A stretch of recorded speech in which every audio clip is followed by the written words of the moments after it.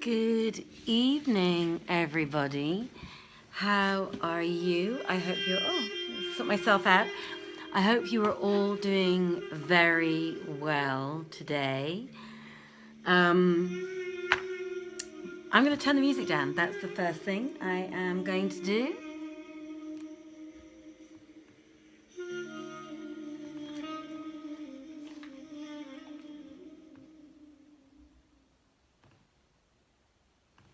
There we go. Good evening, everybody. I'm trying to sort myself out here. My name is Joanna Godwin Seidl. I am the director of Vienna Theatre Project. And for those of you who are listening in for the first time, during the lockdown, my very dear colleague, Saman Girard, and I got together and discovered that we both wanted to do readings together. We both wanted to do readings, and we also discovered, bizarrely enough, that we wanted to read 1001 Arabian Nights. So that's what we started doing in lockdown. The lockdown lifted, oh goodness, it's over a month ago now already. And but we decided to, in Austria at least, but we decided to continue on reading anyway. And we are now actually almost reaching a milestone, because we are on, tonight we are on the 97th night. So we're going to try and see if we can do something special for the 101st night, because that will be a big milestone, because then we have only got 900 nights to go. So watch this space and listen to us make an announcement as to what is going to happen on the 101st night. And either we will get together and read together in a room somewhere, or we're going to see if we can't even actually organise a public reading. And because this is all supposed to take part in lockdown, the noise you hear is the noise, if you hear any background noise, is actually right now the noise of my dog wandering around the living room, trying to get himself settled down and comfortable. So, without much further ado, what I did want to say to you actually is do feel free to listen to any and all of the other nights which are available on facebook.com/Vienna Theatre Project in the video section. We start at the very beginning. The first week was a bit of a trial and run week as we were trying to work out how we do this. We'd never done it before. But do start from the very beginning if you want to, and listen through. And on my Facebook/Vienna Theatre Project page, you will also find links to the music and some other lovely stuff like pretty pictures and so on and so forth that have accompanied us as we have been doing the readings. So tonight I'm going to start with the 97th night and potentially do the 98th night, and then Saman will be reading for you again tomorrow. So without further ado, now when it was the 97th night, Shahrazad said, "It has reached me, O auspicious king, that when the damned witch Zat al-Dawahi took the head of the night, the leader of the 20,000 infidels, she brought it and threw it down before Zau al-Makan and his brother Shah Khan and the wazir Dan Dan, saying, when I saw your condition, I was waxed jealous by your honour. So I rushed on the chief knight and smote him with a sword till I severed head from trunk, and none could near me. So I brought his head to you, that you may be strengthened in holy war, and work out with your swords the will of the Lord of the faithful. And now I purpose leaving you to strive against the infidels, whilst I go to your army, though they be at the gates of Constantinople, and return with 20,000 horse to destroy these infidels." Quoth Shah Khan,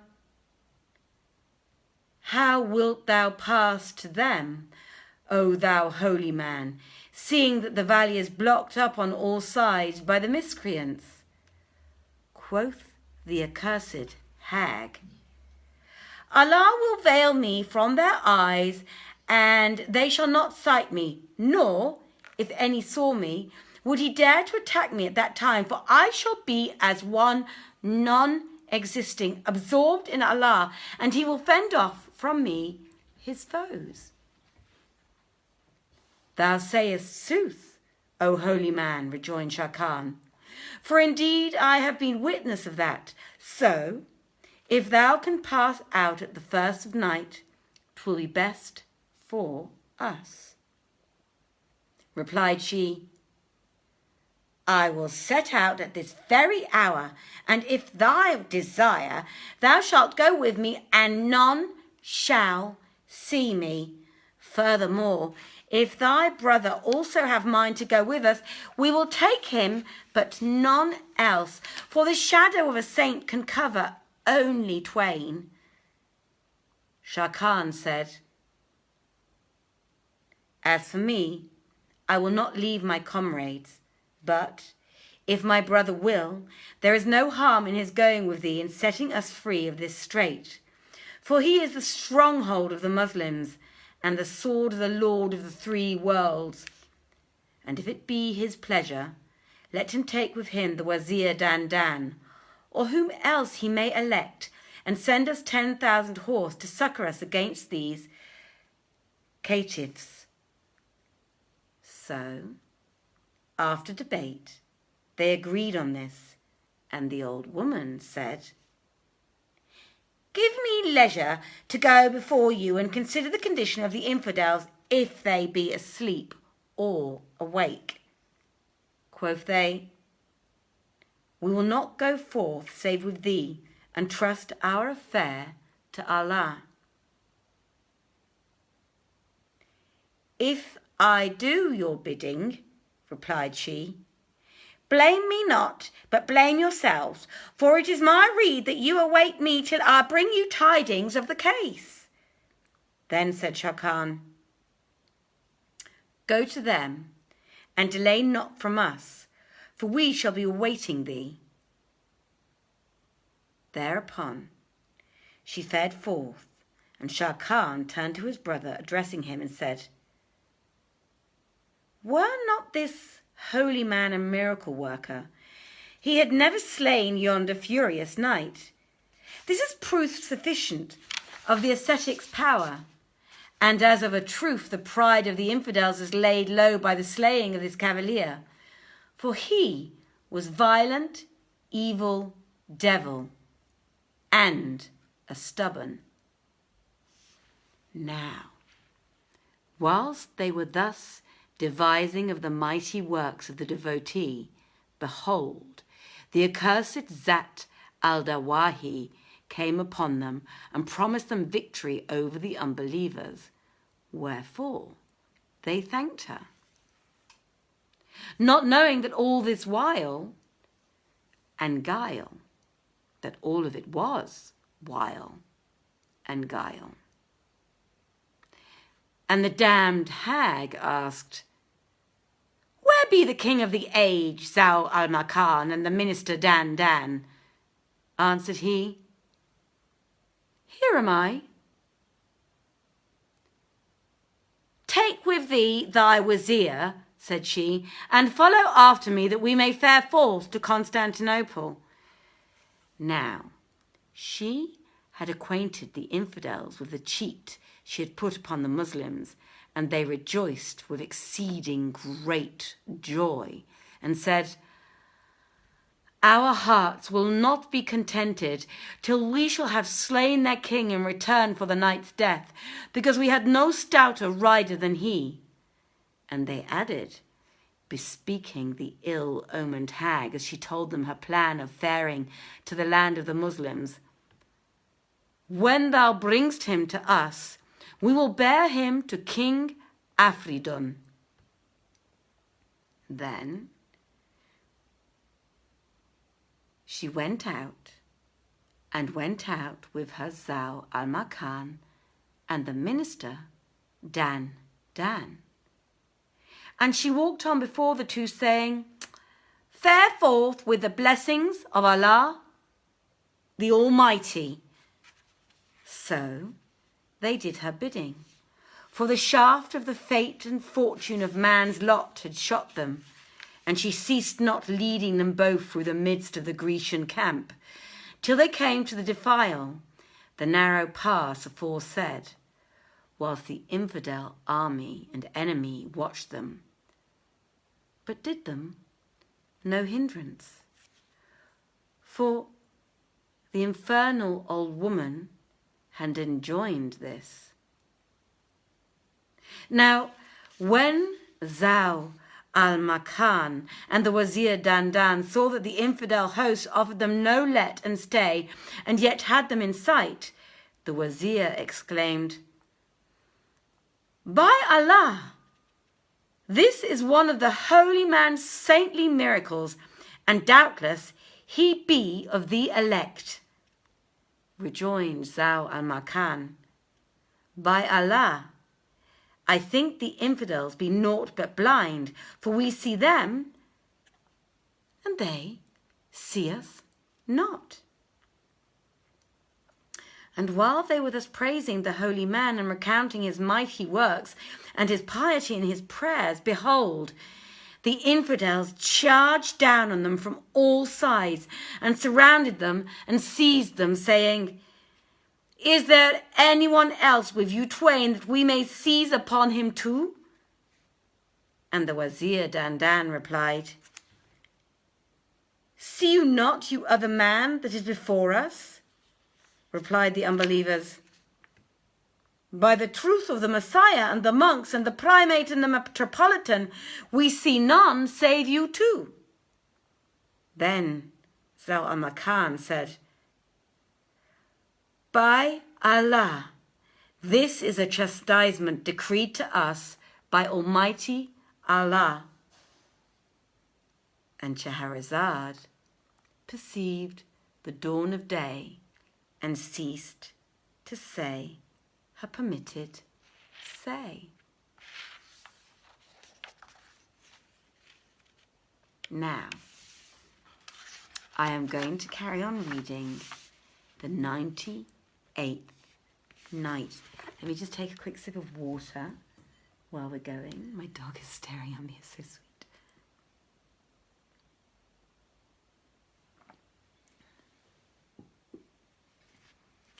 Ladies and gentlemen, I hope you are all still sitting very comfortably.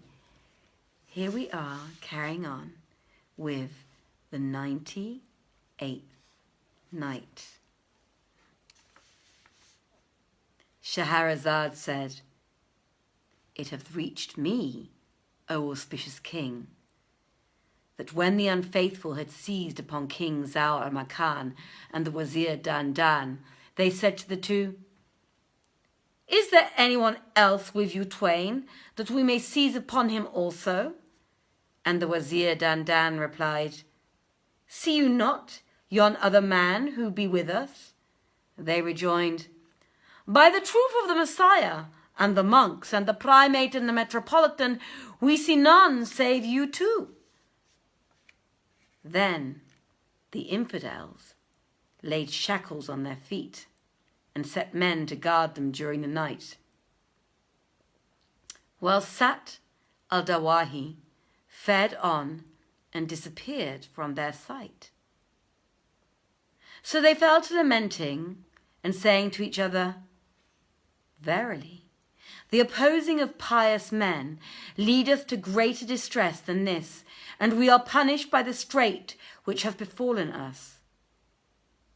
So far concerning Zau al-Makan and the Wazir Dandan.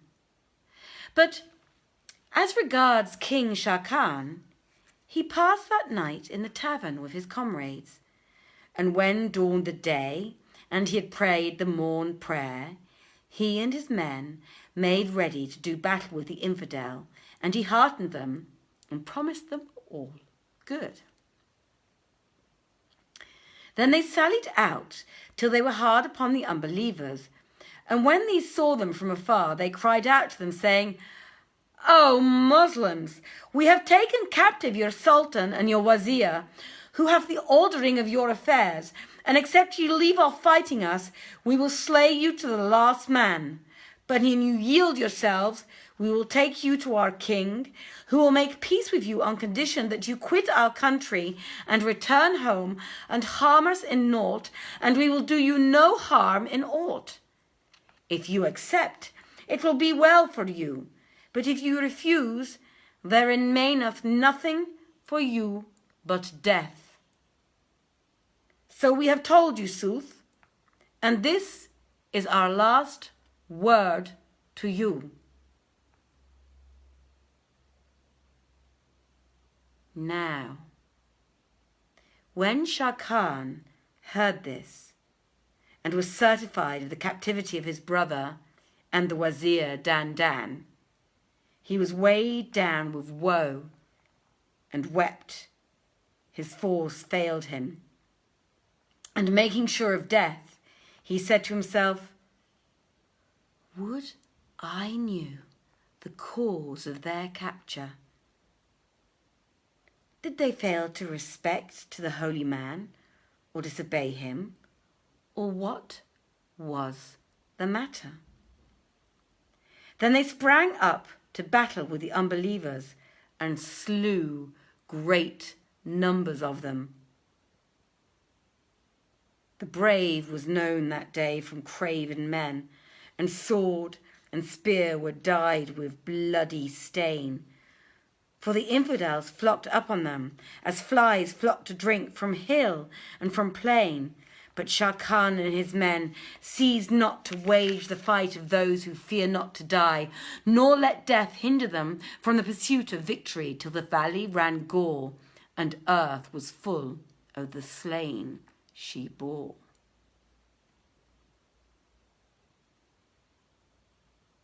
And when night fell, the armies separated, each making for his own place, and the Muslims returned to the cavern where gain and loss were manifest to them. Few remained of them, and there was no dependence for them but on Allah and the scimitar. Now, there had been slain of them that day 35 men of the chiefest emirs, and they had killed thousands of the infidels, footmen and fighters on horse. When Shah Khan saw this, the case was grievous to him, and he asked his comrades, "What shall we do?"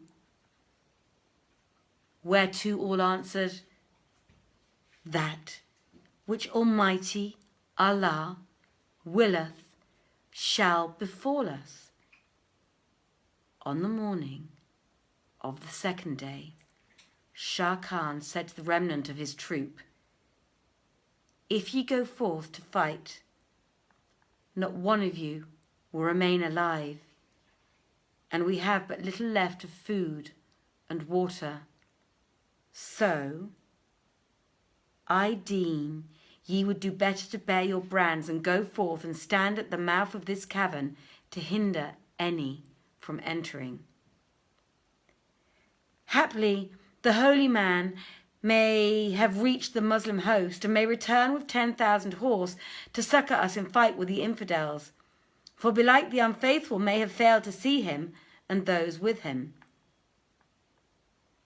They said, "This were the better course to take, and of its expediency, no doubt, we make." So the troop went out and held the cavern mouth standing by its wall, and every one of the infidels who sought to enter in, they slew. Thus did they fend off the foe from the gape of the cave, and they patiently supported all such assaults, till day was done, and night came on dusky and dun. And Shahrazad perceived the dawn of day, and ceased saying her permitted say.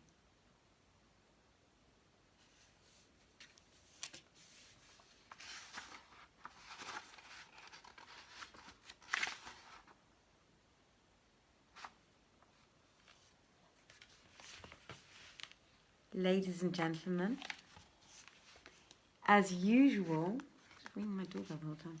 As usual, I'm going to put the music back on actually. I love this music so much. I find it so soothing and beautiful. Again, the link to this music and one of the other musics that we played is on our Facebook channel. So let me just put that music back on.